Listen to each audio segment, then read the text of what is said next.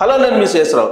2019 ఎన్నికలకు ముందు సంపూర్ణ మద్య నిషేధాన్ని చేస్తానని చెప్పి హామీ ఇచ్చారు జగన్మోహన్ రెడ్డి. ఆ తర్వాత అధికారంలోకి వచ్చిన తర్వాత ఆయనే సొంతగా మద్యం షాపుల్ని పెట్టి మద్యాన్ని అమ్మించారు సొంత బ్రాండ్లతోటి. అందుకే ఆయన పాలసీలను మొత్తాన్ని కంప్లీట్ గా రద్దు చేసి కొత్త పాలసీని తీసుకురావడానికి చంద్రబాబు నాయుడు ప్రభుత్వం ప్రయత్నం చేస్తుంది. కొత్త పాలసీ ఆంధ్రప్రదేశ్ లో అమల్లోకి రాబోతోంది. దీంతో మద్యం అమ్మకాలని ప్రైవేట్కి అప్పజెపుతూ ఉన్నారు. ఇప్పటి వరకు ప్రభుత్వమే అమ్మేది. జగన్మోహన్ రెడ్డి హయాంలో సంపూర్ణ మద్య నిషేధాన్ని పక్కన పెట్టేసి సొంతగా ఆయనే తయారీదారు, ఆయనే అమ్మకందారుగా మారిపోయారు జగన్మోహన్ రెడ్డి. అందుకే ఇప్పుడు కంప్లీట్ గా పాలసీని మార్చేసి గతంలో ఏ విధంగా ఉందో ఆ స్థాయిలో ఇప్పుడు కొత్త మద్యం పాలసీని తీసుకురాబోతూ ఉన్నారు. ఇప్పటి వరకు రాష్ట్రానికి జరిగినటువంటి నష్టాన్ని పూడ్చేటువంటి ప్రయత్నం కూడా చంద్రబాబు నాయుడు చేయబోతూ ఉన్నారు. రాష్ట్ర ఆదాయంలో అత్యధిక సింహభాగంలో ఉండేటువంటి ఆదాయం ఏదైనా ఉందంటే మద్యం ఆదాయం. అందుకే ఆ పాలసీ గురించి అందరూ కూడా వెయిట్ చేస్తూ ఉన్నారు. ఎందుకే ఆ పాలసీ ఎలా ఉండబోతుంది, మద్యం పాలసీ అనే దాని మీద విశ్లేషణ చేసుకునేటువంటి ప్రయత్నం చేద్దాం. జగన్ పాలనలో మద్యం విధానంలో అనూహ్యమైనటువంటి మార్పులు చేశారు. గతంలో ఉండేటువంటి పాలసీని మార్చేసి కంప్లీట్ గా జగన్మోహన్ రెడ్డి కొత్త పాలసీని 2019 నుంచి 2024 వరకు అమలు చేశారు. అంటే ఆయనే తయారు చేసి ఆయనే మద్యం షాపులు పెట్టి ఆయనే ప్రభుత్వం వైపు నుంచి అమ్మించి ఆయనే డిజిటల్ పేమెంట్లకు దూరంగా కరెన్సీ మాత్రమే ఇస్తే మద్యం అమ్మేటువంటి ఒక నిబంధన తీసుకొచ్చారు.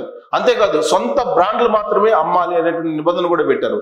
దాంతో మద్యం దారులు ఎవరైతే మద్యం సేవిస్తారో వాళ్ళు చాలా ఇబ్బందులు పడినటువంటి పరిస్థితి. అందుకే 2024 ఎన్నికల్లో మద్యం తాగే వాళ్ళు దాదాపు 80% జగన్మోహన్ రెడ్డికి ఓటు వేయలేదు అనేది ఒక అభిప్రాయం కూడా ఉంది.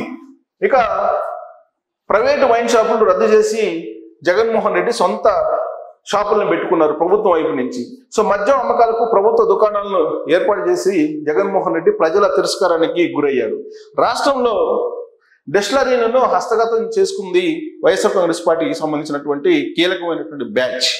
ఆ బ్యాచ్ ఆధ్వర్యంలోనే డిస్టిలరీలు మొత్తం కూడా ఉన్నాయి. ఆ డిస్టిలరీల్లో తయారైనటువంటి మద్యమే ప్రభుత్వ దుకాణాలకు వచ్చేవి. ప్రభుత్వ దుకాణాల్లో మద్యాన్ని అమ్మేవాళ్ళు. ఏపీలో మద్యం తయారీ, సరఫరా, అమ్మకాలన్నీ మొత్తం టోటల్ గా వైఎస్ఆర్ కాంగ్రెస్ పార్టీ నాయకుల ఆధీనంలో వాళ్ళ చేతుల్లో వెళ్ళిపోయాయి. ధరలను వాళ్ళు ఇష్టం వచ్చినట్టు పెంచేసుకున్నారు. దానికి ఒక మార్గదర్శకాలు కానీ దానికి ఒక నియంత్రణ కానీ లేకుండా పోయింది. ధరలను ఇష్టానుసారంగా పెంచారు. అలాగే నాసిరకం మద్యాన్ని అమ్మారు.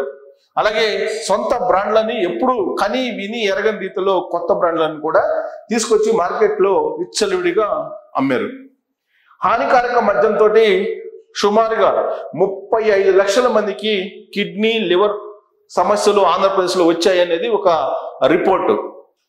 2019 నుంచి 2024 వరకు జగన్మోహన్ రెడ్డి అమ్మినటువంటి సొంత మద్యం తాగి ఆ రాష్ట్రంలో 35 లక్షల మంది కిడ్నీ సమస్యలతో కానీ లివర్ సమస్యలతో కానీ బాధపడుతున్నారనేది ఇప్పుడున్నటువంటి ప్రభుత్వం చెప్పేటువంటి మాట. జగన్ విధానాలతో ప్రభుత్వానికి సుమారుగా 19,000 కోట్ల రూపాయల నష్టం వాటిల్లింది అనేది అంచనా వేస్తుంది ఇప్పుడున్నటువంటి ప్రభుత్వం. తక్కువ ధరకే నాణ్యమైనటువంటి మద్యం అందిస్తామని చెప్పి కూటమి ప్రస్తుతం హామీ ఇస్తూ ఉంది. జగన్మోహన్ రెడ్డి మద్యం ధరలను అనూహ్యంగా పెంచేశారు. సొంత బ్రాండ్లను పరిచయం చేశారు. అలాగే నాసిరకం మద్యం అమ్మారు. అనారోగ్యకరమైనటువంటి హానికరమైనటువంటి మద్యాన్ని అమ్మారు అనేటువంటి ఆరోపణలు చేస్తున్నటువంటి ప్రస్తుత ప్రభుత్వం తక్కువ ధరకే నాణ్యతతో కూడినటువంటి మద్యాన్ని సరఫరా చేస్తాం, అందిస్తామని చెప్పి హామీ ఇస్తుంది. ఆ మేరకు కొత్త పాలసీని తీసుకురావడానికి చంద్రబాబు నాయుడు సర్కార్ కసరత్తు చేస్తుంది. కూటమి అధికారంలోకి రావడంతో కొత్త మద్యం విధానం మీద ప్రస్తుతం కసరత్తు చేస్తుంది. పాత తరహాలోనే అంటే 2014 నుంచి 2019 వరకు ఎలాంటి పద్ధతి, ఎలాంటి పాలసీ ఉండేదో దానికే కొంచెం ఎన్హాన్స్ చేసి పాలసీని తయారు చేయబోతున్నారు అనేది కూడా తెలుస్తుంది. సో పాత తరహాలోనే వేలం వేయడం ద్వారా మద్యం షాపులకి, వైన్ షాపులకి అనుమతి ఇవ్వాలని చెప్పేసి భావిస్తుంది ఇప్పుడున్నటువంటి ప్రభుత్వం. సో వేలం ప్రక్రియలో ప్రభుత్వానికి అధిక ఆదాయం వచ్చేటువంటి అవకాశం ఉంది. పోటీపడి టెండర్లు వేస్తారు అనేటువంటి ఒక ఒపీనియన్ కూడా ఇప్పుడున్నటువంటి ప్రభుత్వానికి ఉంది. జే బ్రాండ్ల స్థానంలో పాపులర్ బ్రాండ్ మద్యం అమ్మకాలు చేయాలి గతంలో మాదిరిగా అనేటువంటి ఒక నిర్ణయం కూడా ప్రాథమికంగా తీసుకున్నట్టు తెలుస్తుంది. ఇప్పటివరకు జగన్ బ్రాండ్లు మాత్రమే ఆంధ్రప్రదేశ్లో ఉండేటువంటి మద్యం ప్రియులు చూశారు. కానీ ఇక నుంచి నాణ్యమైనటువంటి బ్రాండ్స్ అలాగే పాపులర్ బ్రాండ్స్ వైన్ షాపుల్లో అమ్ముకోవడానికి అనుమతిస్తూ పాలసీ రాబోతుందని కూడా తెలుస్తుంది. అక్టోబర్ 1 నుంచి నూతన మద్యం పాలసీ అమల్లోకి వచ్చేటువంటి అవకాశం కనిపిస్తుంది. ఆ తేదీ నాటికి చంద్రబాబు నాయుడు ప్రభుత్వం కొత్త మద్యం పాలసీని తయారు చేసేటువంటి అవకాశం ఉంది. సో ఇక నుంచి పాపులర్ బ్రాండ్లు రాబోతూ ఉన్నాయి. గతంలో మాదిరిగా మద్యం ప్రియులకి ఏ బ్రాండ్ కావాలంటే ఆ బ్రాండ్ కొనుగోలు చేసేటువంటి అవకాశం ఇవ్వబోతూ ఉంది. అంతేకాదు ఇప్పుడున్నటువంటి మద్యం ఆదాయాన్ని మరింత పెంచుకునే విధంగా పాలసీని తయారు చేయబోతూ ఉన్నారు.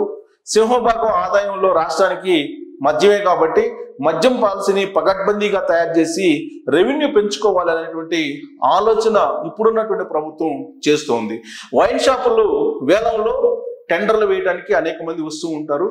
అయితే తెలుగుదేశం పార్టీ వాళ్ళు టెండర్లు వేయచ్చు, వైఎస్ఆర్ కాంగ్రెస్ పార్టీ వాళ్ళు టెండర్లు వేయచ్చు, జనసేన పార్టీ వాళ్ళు టెండర్లు వేయచ్చు, లేదా ఎవరైనా సరే ప్రైవేట్ వ్యక్తులు టెండర్లు వేసుకునేటువంటి స్వేచ్ఛ ఇచ్చేలా పాలసీ తయారు కాబోతూ ఉంది.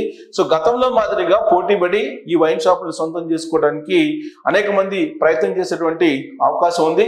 సో మద్యం షాపులు నిర్వహించుకోవడానికి ఇప్పుడు ప్రైవేట్ వ్యక్తులు ముందుకు వస్తున్నారు. గతంలో మాదిరిగా ప్రభుత్వం నిర్వహించేటువంటి అవకాశం లేదు కాబట్టి అసలు ప్రైవేట్ వ్యక్తులకి అప్పచెప్పేసి టోటల్ గా ఆదాయాన్ని పెంచుకోవాలి అనేటువంటి ఒక ప్రయత్నం కూడా చేస్తుంది. సాధారణంగా గతంలో ఏ విధంగా ఉండేదంటే డిస్టిలరీలు అంటే ఎక్సైజ్ శాఖ ఆధీనంలో ఉండేటువంటి డిస్టిలరీస్ మద్యాన్ని తయారు చేసి మద్యం దుకాణాలు ఇన్నెంట్ పెడితే ఆ ఇన్నెంట్ ప్రకారం సరఫరా చేసేవి. సరఫరా చేసినటువంటి మద్యాన్ని అమ్మేవాళ్ళు వైన్ షాపుల్లో. ఈ వైన్ షాపుల్లో మద్యాన్ని అమ్మడానికి పర్మిషన్ కావాలని అంటే కనుక ఖచ్చితంగా టెండర్లో పార్టిసిపేట్ చేసి వైన్ షాప్ లైసెన్స్ తీసుకోవాలి. అప్పుడు మద్యం అమ్మకానికి అనుమతి లభిస్తుంది. ఇది ప్రాసెస్. అయితే టెండర్లు వేసి ఆ టెండర్లో కాంపిటీషన్ పెంచి మద్యం ఆదాయాన్ని పెంచుకోవాలనేది ఆంధ్రప్రదేశ్ ప్రభుత్వం యొక్క ఆలోచనగా ఉంది. At the same time belt షాపుల్ని తగ్గించేటువంటి ప్రయత్నం కూడా చేయాలనేది ఆ పాలసీలో పొందుపరచబోయేటువంటి ప్రధానమైనటువంటి అంశంగా కూడా తెలుస్తూ ఉంది. మద్యాన్ని తాగి అనేక మంది ఆర్థికంగా నష్టపోతున్నారు, అలాగే ఆరోగ్యపరంగా నష్టపోతున్నారు అనేది ఏ ప్రభుత్వం అయినా, ఏ లీడర్ అయినా, ఏ పార్టీ అయినా చెప్పేటువంటి మాట.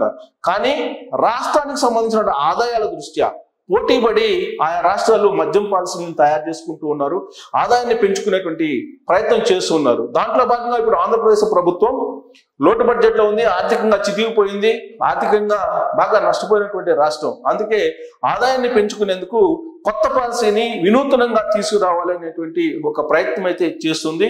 ఆ పాలసీ ఎలా ఉంటుంది అనే దాని మీద విస్తృతంగా చర్చ అయితే జరుగుతుంది. పూర్వం ఏ విధంగా ఉండేదో అదే విధంగా ఈ పాలసీ ఉండబోతుందా, లేదంటే దానికన్నా కఠినతరంగా పాలసీ ఉండిపోతుందా అనేటువంటి ఒక చర్చ అయితే జరుగుతుంది. 2014 నుంచి 2019 వరకు ఏ పాలసీ అయితే ఉందో దాన్ని మరింత కఠినతరం చేసి దాన్ని అమలు చేయాలి అనేటువంటి ఒక ఆలోచన అయితే చేస్తూ ఉన్నారు. టోటల్ గా అటు పవన్ కళ్యాణ్ కానీ చంద్రబాబు నాయుడు కానీ ఇచ్చినటువంటి హామీ మేరకు బెల్ట్ షాపులు లేకుండా బెల్ట్ షాపుల రహిత ఆంధ్రప్రదేశ్ గా మద్యం పాలసీని తయారు చేయాలి అనేటువంటి ఒక ఆలోచన చేస్తున్నారు. సో వైన్ షాపులు పెట్టుకునేందుకు పరిమితి ఇస్తూనే వైన్ షాపుల సంఖ్యను కూడా పెంచేటువంటి అవకాశం ఉందంటున్నారు. సో ఈ వైన్ షాపుల సంఖ్యలు పెంచడంతో పాటు టెండర్లను ఆహ్వానించడం ద్వారా ఆదాయాన్ని అనూహ్యంగా పెంచుకునేటువంటి ప్రయత్నం చేస్తూనే బెల్ట్ షాప్ రహిత ఆంధ్రప్రదేశ్ గా ఉండాలి అనేటువంటి ఒక ఆలోచన చేస్తున్నటువంటి క్రమంలో కొత్త పాలసీ ఏ విధంగా ఉంటే బాగుంటుంది, జగన్మోహన్ రెడ్డి అమలు చేసినటువంటి విధంగానే ప్రభుత్వమే మద్యం షాపుల్లో మద్యాన్ని అమ్మాలా, లేదంటే ప్రైవేటు వ్యక్తులకు టెండర్ల రూపంలో వైన్ షాపులు పరిమితులు ఇవ్వాలా?